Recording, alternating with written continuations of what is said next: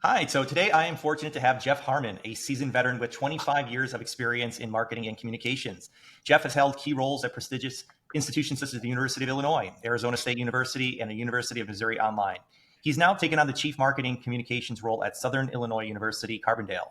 Jeff is eager to elevate the SIU brand and celebrate its points of pride from award-winning faculty to championship athletics. Jeff, welcome. Hi, thank you. Appreciate being here. Absolutely. So, Jeff, let's get into it and let's start from the beginning. I'd like to kick off with a look into your past. Can you walk us through the early years and what led you to where you're at here today, and maybe include anything about your upbringing, your maybe education, any early influences that shaped who you are today? Sure. It's kind of an interesting path to where I'm at. Grew up in Southern Illinois. Ended up going to University of Illinois, Urbana-Champaign. Not in business, but in something called economic geography, which is a little bit like industrial location or urban planning put together in a way. Um, Quickly realized after graduation that there weren't a lot of jobs in those areas at that particular time.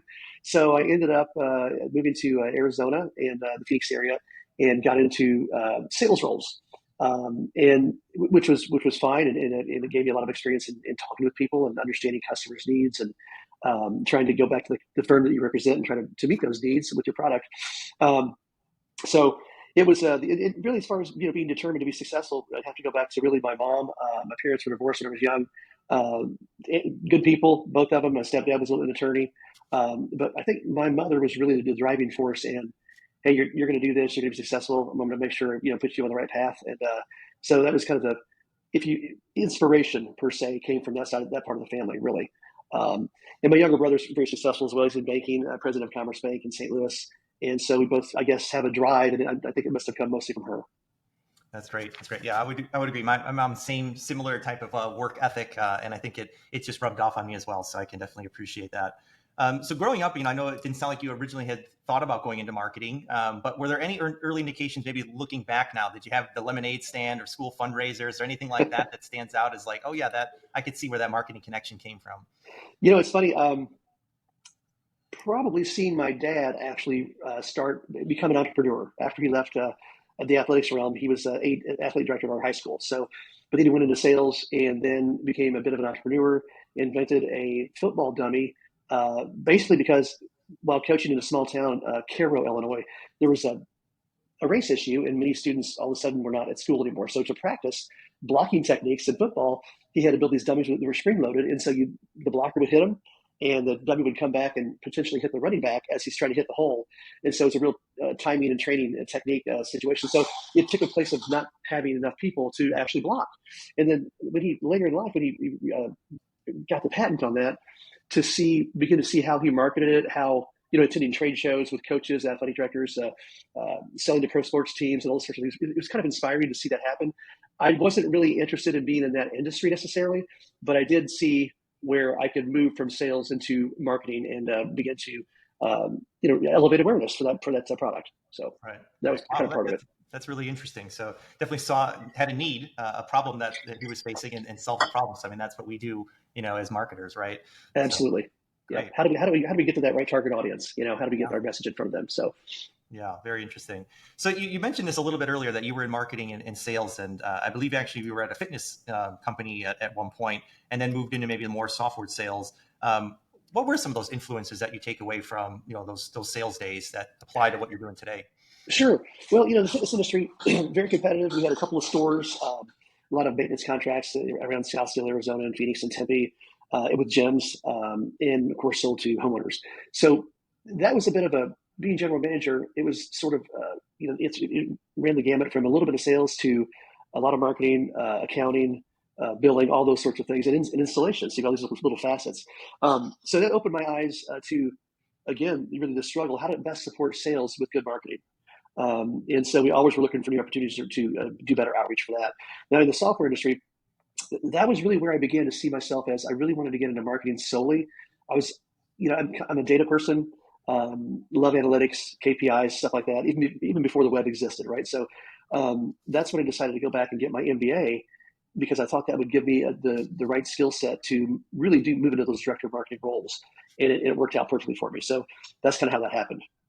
Got it. Now, I will say the software, a lot of fun involved in a .com that should have made it, and this might be fun for the audience to hear. There was we had a company in Scottsdale, Arizona called iTool.com, and I was director of sales. We brought in a CEO, had good intentions, but he moved us in a direction that wasn't as beneficial. Whereas our competitor across town was GoDaddy, who everyone knows, right? So guess who made the money? GoDaddy. We did not. We chose to go try to do to resell our WYSIWYG web services and all those sorts of things to telcos like a AT&T or whatever, and then we thought they would resell them to their small business customers. But people, they just weren't interested in that, whereas GoDaddy sold direct to the businesses and became huge. And so kind of a interesting story of, used to make me a little sad, but as it turns out, you learn something from every experience. So it really was, and again, that was about who was our target audience, who were we going to sell to, and those decisions were, probably not made weren't made correctly, but it wasn't something I could influence at the time because I wasn't in marketing. Sure. So, yeah. Makes sense. Yeah. So early lessons there. So how do you go from there to making the jump into higher ed? This is a story that is, I bet other people have gone through this. So went back to get my MBA at ASU when I was, I think, 35. And that was probably 99 when I started it. I finished in 2002. Had a completely different mindset when I got into it. I started to realize the kinds of conversations that we were having with faculty were on an absolutely different level than what you experienced as an undergrad at 18, 22 years old. And I really, really thrived in it and enjoyed it. And, I can't tell you how valuable that experience was. So during that time, I thought, I literally was in Phoenix. I thought, maybe I could work in higher ed marketing. So I simply went to Google. Maybe it was a higher ed job website, thechronicle.com. I don't know what it was, but I looked up. I thought, well, why not check my alma mater? Unbeknownst to my wife, who's from Phoenix, by the way. So I get an interview at U of I for the director of marketing for U of I Online. Not sure what this online thing was yet. Kind of a nonprofit putting their toes in the water of the for-profits, right? Like the University of Phoenix is. And I got the job. And so that was, it was fantastic. So that's how I got in higher ed. And then ASU hired me away. And I thought I'd never leave ASU, but launching ASU Online, it was a very slow process at first. And a lot of folks weren't quite prepared for what the kind of infrastructure that an institution has to put in place to be able to do that. It's about capacity for new students, accreditation issues when you try to grow too fast. The marketing cost is incredible for online, trying to get the mind share, people looking for an online degree and things like that. So I ended up moving on to do marketing for the whole university at several institutions, and that's how that can happen.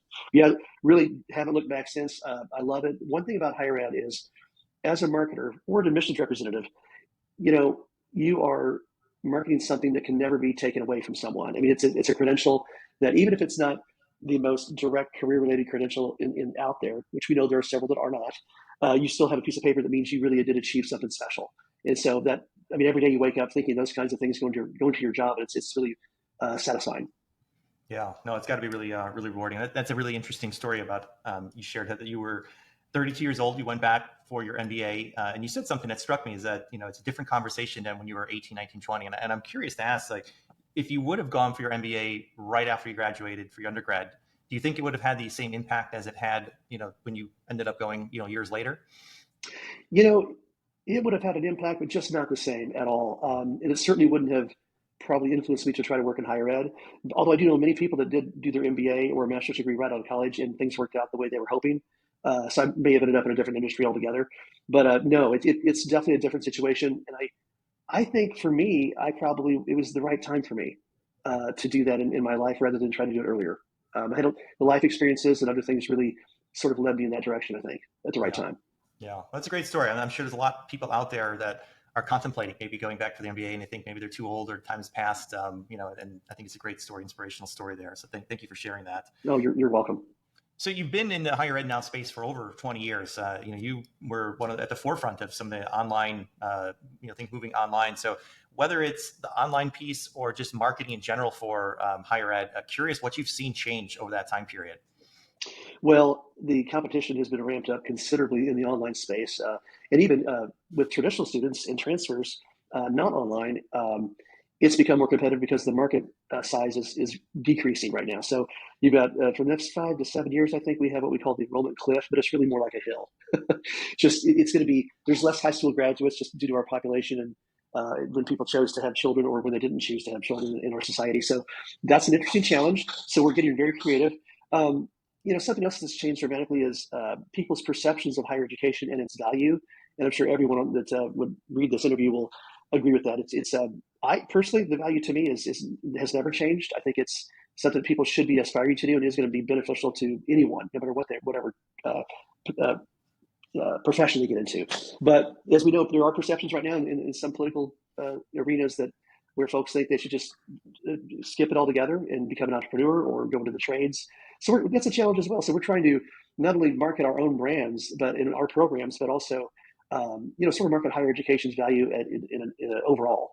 And so that's really quite a challenge for us. So there's a lot of activity around that right now, and hopefully we can continue to improve our message overall and really help people understand what this does for us. I mean, we've got to compete globally, and most of that has to be in the profession is within the professions that do require a credential. So computer science, engineering, construction management, all those kinds of things. It's real hard to be successful in those fields and compete globally if we're not well educated. Yeah. Now, I'm still a big proponent of higher ed. I know I got a lot of value out of it myself at the time. I mean, I'm not sure I recognized it, but looking back, I definitely think it gave me a great set of skills that I still use here today. So yeah, I want to come back to something you said there in a moment, but before I want to actually rewind a bit. You mentioned about the your MBA and going back to school, and I think listeners of this interview here, many of them may be most of them work in the agency space, and they may aspire someday to go client side and maybe even work their way up to the C-suite. Curious maybe if you can provide them any career advice on if that is a path they want to take, how they might be thinking about that next step. Sure. As you, from a small department, whether it's marketing or a small department within the Marcom department itself, like managing designers or managing the photo video people and those skill sets, it's interesting as you move up and aspire to do that. Things get very complicated. So this is my second largest team where I'm at today, and I've come into a situation where there are some serious personnel issues, and the last person tried to do a really massive, quick reorg coming from the outside. And then coming from corporate and coming into higher ed, and has just created a lot of angst and a lot of problems. So that's been, top of mind for me, trying to navigate that and keep people motivated. Also, something to think about is as you come into inheriting teams, because a lot of times in higher ed, you have to move jobs to actually really increase your pay level. So you can't; it's just not going to happen by just staying there. So those are things to consider. Number one, at least in higher ed, so you're meeting a lot of new people several times over. Different folks that respond to different management styles in certain ways. You have to learn your way, navigate your way through that. You should consider professional development along your career to learn different methodologies for managing people and teams and setting up your organization properly. Those things need to be considered. And is that something you're going to thrive in? I don't consider myself a type A personality, but I feel like you almost have to have a little bit of that inside you to be able to manage all the noise around you and what other certain people would like to see and what you want to see. And then what are the overall goals and the strategy that you're trying to help an organization achieve? There's a lot to think about. So it can be, I guess, not be careful what you wish for, but just prepare yourself for where you're trying to go as best you can along that path. Sure. Thanks. But what I think was interesting there, the answer you gave is you mentioned management and teams. I didn't hear marketing much. So do you see this role as a CMO as, much more about the management and leadership, than maybe sometimes people give it credit for? That's a great point. It becomes more of a, you're on a leadership team for a big organization, and you're less involved in the things you might. I'm glad you brought this up. You're less involved in some of the things you might have loved. Let's say I love to be a Google Data Studio, write the dashboards, or constantly looking at KPIs. Well, honestly, when you get in this role, you understand a little bit about all that, and part of it is directly in your wheelhouse and your experience. But you're managing so much more than that, and you're basically the conduit to yourself and the CEO, or yourself and the chancellor, the president, whatever. So you're sort of and in PR as well. So media relations is in my area. It typically is in these roles, and there's a whole lot of that you have to manage on a day-to-day basis. Media people calling, wanting information, they want to interview someone about something. Last week was the Supreme Court decisions for affirmative action and student loan forgiveness. So we had to be prepared in advance with statements, and that takes a lot of collaboration between you, the chancellor, president, CEO, whomever it may be, to make sure you're well prepared for what that decision might be and have a couple different answers for it. And then, of course, right away, the phone calls start coming in. I want to interview the chancellor. So there's a lot of coordination involved beyond what you might have loved before when you were simply director of marketing or director of digital marketing. It changes a lot as you move up to this next role. All right. Well, thanks for that. So let's shift gears here a bit and let's talk about this new position. So tell us a little bit about Southern Illinois University, Carbondale, and your remit there as the Chief Marketing and Communications Officer. Sure. Well, I grew up here. And so for probably for 10 years, I've thought about how much I would love to come back and get this role here and be able to contribute to elevating the brand. And really, we need to work on our brand messaging platform here, come up with some really compelling, concise ways to describe what makes SIU Carbondale special. And the reason I'm even more motivated is that the enrollment was up to almost 25,000 in the 90s, I believe it was. And it's down to about a little under 12 right now. And a lot of things contributed to that. No particular fault of one person, just I think taking your foot off the gas and expecting things to go your way is happens sometimes. But huge alumni base here. One of the top 5% of doctoral research institutions in the country. So much good to talk about. Long-standing aviation program, well known across the country. But I mean, so much more than that. Obviously, it's a beautiful area. So real happy to be here to represent this place. But I really do think if we can, sort of redo or redefine and discover the brand messaging that we should be using here, and stay with it on every channel, everything that we do, all of our assets for several years, people will start to be reignited. The alumni had lost a little bit of their perhaps connection. 40% of ours are in Chicago. We've got some in St. Louis, but all over the country. Had some real good runs in the NCAA basketball tournament several years ago, Sweet 16 2 years in a row. So people do know us, and they know the Saluki is kind of a really interesting mascot, I guess. And so people sort of remember it. There's a lot of, this or that, but there's only one Salukis. So it's us. So it's kind of fun to know that we can leverage that a bit more too. But I know we have the stories to tell, and so we're going to do a bunch of focus groups, and we're going to synthesize that data down into some really great language, elevator speeches, personality words, and how to apply it in every situation. And we're going to help brand train everyone in the university so we all are speaking the same language. We're still telling some of the same stories, but modifying them so that it sort of is more personal in ways as well. So once we do that, I've gone through this process before, and it's pretty, not magical, but it's remarkable how it works and how it turns things around. It re-engages your alumni base, begins to help people understand more about why they should apply or consider it, put us in their consideration set for school of choice for just about all the markets, whether it's transfers or online only or traditional. So that's kind of where we're at today. It's a big task, but we can get it done in maybe 6 months. Yeah, that was going to be my question. It's like, what's sort of the timeline there? Well, that's great. And it sounds like you got a great plan that's been proven to work in other places. Was that something then that you brought in, or was that something that was already in motion before you stepped in? No, I brought that in here, and I'm trying to get people excited about it. And I think they're finally understanding that, we don't have that. So we also need a whole new brand guideline book. So this is completely outdated. Lots of things were happening before I got here. Some new logo development, an interesting combination of the newer Saluki logo along with the institutional logo, trying to put those together. And some other universities have done that, like Oregon is just the O, but they brought that into the academic space as well. So trying to find ways to make that happen and do it well. They got that started. We're just about to the end of that process. And I think it'll be good. There'll be some folks who might be a little confused on which one to use where, but we'll work through all that and it'll be successful. Sure. That's great. It's very exciting times. So you mentioned earlier that you love KPIs and you love data. What are some of the KPIs that you're being held to in your current role, and how does that influence your decision making? Sure. Well, we've got the whole funnel to look at. So we're trying to get people to just see us and perhaps click and engage with us in some way, whether it's on social media, organic posts, and digital ads all over the board. You can just about anything, YouTube videos, TikTok, we're working on that, of course, as well. So I'm looking at, really, views are important, but really the engagement is what I'm looking for mostly. But also the cost per click, we want to keep that down as best we can. And also all the SEO KPIs as well, just trying to get as much organic visibility as possible and also hopefully reduce our cost per click that way. Although it's kind of tough for all of us since we all buy our own keywords, our own name, our own ad will show up at the top as a sponsored ad in Google, and then the organic is maybe right below it. But the thing is, it's just trying to protect our own brand. You know what I mean? So it's a real interesting thing we're doing. I really wish Google would not allow other brands to bid on other brands' names, because I think of course, it drives up their revenue. So if I'm Google CEO, I guess I'm going to keep that train rolling as long as I can. But so it's all about those top funnel KPIs, but then also as we go down the funnel, we're looking at the cost per application. Sorry if you hear the dogs barking. Cost per application is important to me, but all the way down, cost per enrolled, cost per new student, and then really ROI as well. ROI in higher ed is a little bit difficult. But what we have done in the past, I just did this with some help of our wonderful finance guy at Missouri Online. We ended up taking a look at the average lifetime value of a new online student. So basically, what's the average number of credit hours that a student at Missouri Online would take? And it's usually not going to be 60 hours even. It's more like 40 or 30 or something like that. Turns out it was more like 20.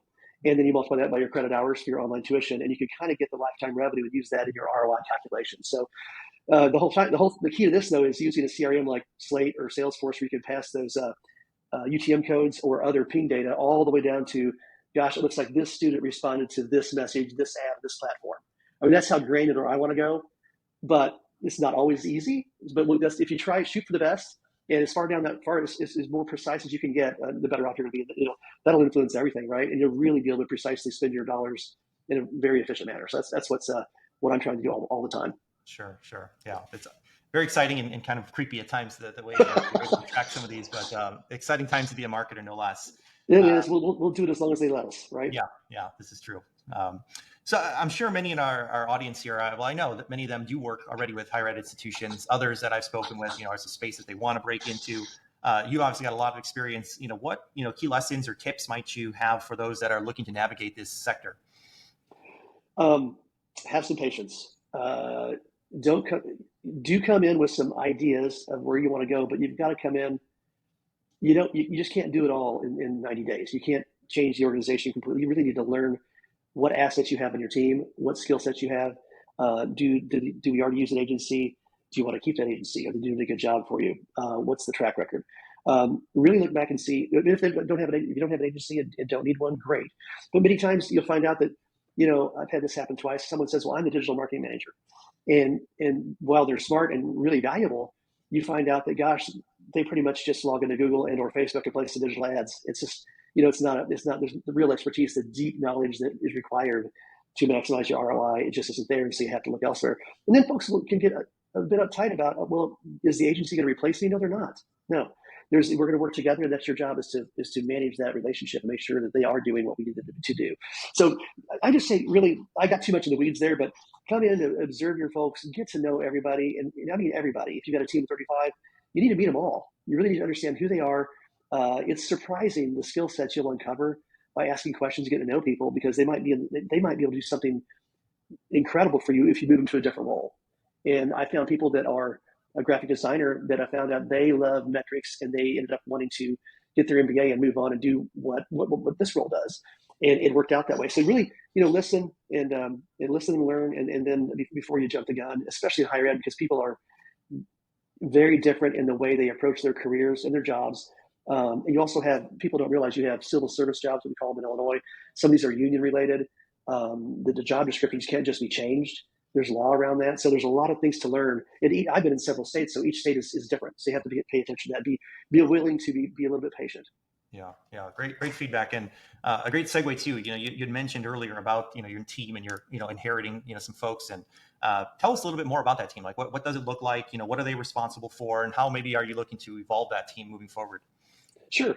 So we've got media relations, which handles all the writing of all of our articles and press releases and placement of those. And then they handle all the inquiries from the media to try to get the answers that are, we've got FOIAs that come in. And so we have to be really careful in navigating the FOIAs that we receive.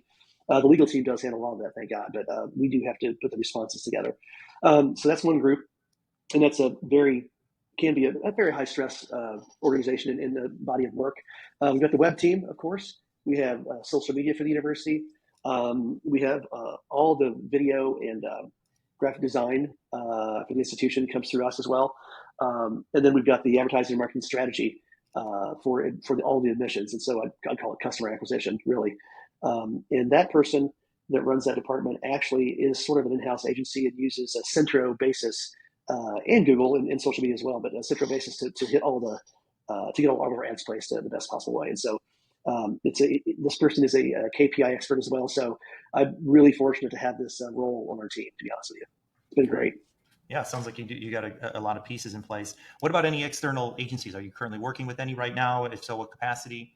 We do have a couple, and they're not doing the ad placement, but they are doing some, I guess you could call it higher level video projects, maybe some broadcast quality commercials, that kind of stuff. I'm not sure if we need to keep using them in the future. We'll look at bringing that internal eventually, and also giving people inside the team experience in doing those kinds of things as well, because I think that they're capable. I really do. It's not always the case, but the other agency we use in town does some other design work for certain types of projects, not university-wide stuff like we do. So the department might have some project that we may not have time to tackle. And so we ask that they go out to another agency to do that. But most of the time, we're trying to get it done for the university, regardless of who they are. Right. Yeah, in my last couple of institutions, we did have a contract with an agency for my entire time there. I switched once. Sometimes they don't move as quickly as you'd like them to, even though it's funny. You think we move slow in higher ed, but sometimes they don't keep up with what we're trying to get done either. Like, hey, we need this week, and it can't happen. So you just got to make sure you stay on top of them and make sure it's a real partnership that's real trustworthy. Yeah. Well, it's a great tip there. Just make sure you're aligned in what the expectations are in terms of turning around, yes. Deliverables. That's right. What would you say, with your past experiences here, what tips might you have for agencies to build a better relationship with their clients? I show us the data. I mean, I've had some that even agencies are a little bit hesitant. I've seen some where it's completely not transparent, and it's so there's no way that you can build trust with someone like myself or our team if we're not seeing. We've got to see the good, the bad, and the ugly. So that can make sure that we're all held accountable, and it's okay. We want our agency to try new things, and it's okay to fail. Let's not fail with all of our budget, though. Let's fail with some tests, some small scale tests and things like that. Let's try different messaging. Let's be outside the box as much as possible, but constantly refine your message and your targeting and your channels, and then sharing the data with your client, which is me. We had a really good agency, I thought, at Missouri Online. It was Carnegie, Dartmouth, and they're not the least expensive, but they were extraordinarily thorough in the data sharing. The dashboards were incredible. But I do think that if first of all, if your client's not asking for a dashboard that has the real data in there that can help us make decisions, then they're not going to be, they won't be successful regardless of who they're using. But so hopefully you're talking to somebody like me who does know what they're talking about and wants you to show them everything. Not to micromanage, but just you've got to show me what's working and what's not.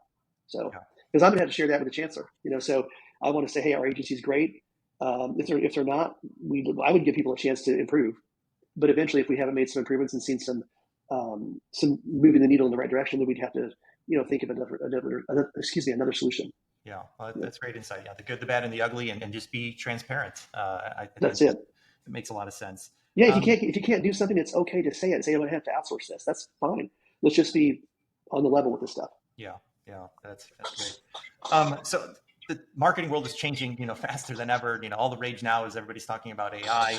How do you stay on top of marketing trends and industry news? Are you a guy that's following social media? Are you going to trade publications, conferences, online communities? Where do you go to stay on top of things? I'll tell you, it's sort of at this point, it is difficult. It really is. And who do you trust to have the most recent information? I do like a conference. I do pay attention to the American Marketing Association, and they have a higher ed symposium that I've really enjoyed. I've also presented there twice. They have great vendors for our vertical and great presenters, and I felt that is a more forward-thinking group than some others that higher ed people typically attend. So that's been good. I don't follow a ton of people necessarily in my industry. I kind of like to see what's going on in the world of marketing, out beyond, because I want to run my shop like an agency would run theirs in a way, or perhaps a company that is not in higher ed, just so I can see what they're doing. But it's been difficult. I do when I do get solicited, I can't look at everything from the salesperson might send me, but actually, I do want to see what their service is, how whatever they're providing might be helpful to marketers like myself. And so I do try to pay attention to what's going on. It's almost like the salespeople are doing us a service until you get 6 emails 6 days in a row. Then that's not a service anymore. But I do want to see, what are you selling? How can it help me? Are there others like you out there? And just that kind of helps me keep my finger on the pulse of what's going on and what other people might be buying and using out there to reach their target audience. Yeah, that's great. Well, that's great feedback for everybody listening. So take note of that there. So Jeff, I think we're just about up on time here. Is there anything that I didn't ask you that you want to share with the listeners here? I saw that question when you sent me the document. I don't think so. That's pretty thorough. When I went through your list of questions, I thought, wow, this is going to be good. I hope I've given the folks some insights, maybe some new ideas, and also some challenges that they might face in our vertical. Yeah, I can't think of anything new beyond that right now. But anyway, I just really enjoyed it and appreciate this opportunity, and it's been a lot of fun. Yeah, likewise. So where can people go to, keep tabs of all the great work that you're doing for SIU? They can. I'd start with my LinkedIn profile. I haven't really started to post a lot of what our team's doing yet. I've just been kind of reposting some things that are happening in the university. Um, Also, our website is going to be redone soon. We've got right now the new templates are in coding, so siu.edu might be a good place to look. We did outsource that to a particular agency, and I think it should be live maybe in a month or so. There's a lot going on. Also, we are in the Eclipse path, by the way. So which is I think April 7th of 2024. So I think it's eclipse.siu.edu is the website for that. It's kind of interesting to see the kinds of activities that we're going to be doing for the community in the area and people traveling from all over the country to be right in the heart of the total eclipse. So that'll be kind of fun. But yeah, anyway, just look me up on LinkedIn, connect. Happy to connect and happy to talk anytime about anything and even what your agencies do. So I'm open-minded about that. Yeah, sounds good. Well, the Eclipse sounds fun. I wasn't aware it was coming. I have to keep that on my calendar then as well. So, Jeff, thank you so much for the time here. Good luck in your role. Sounds like you have a great handle on things, and look forward to following you and all the great work. Take care. Thank you so much. Have a good day.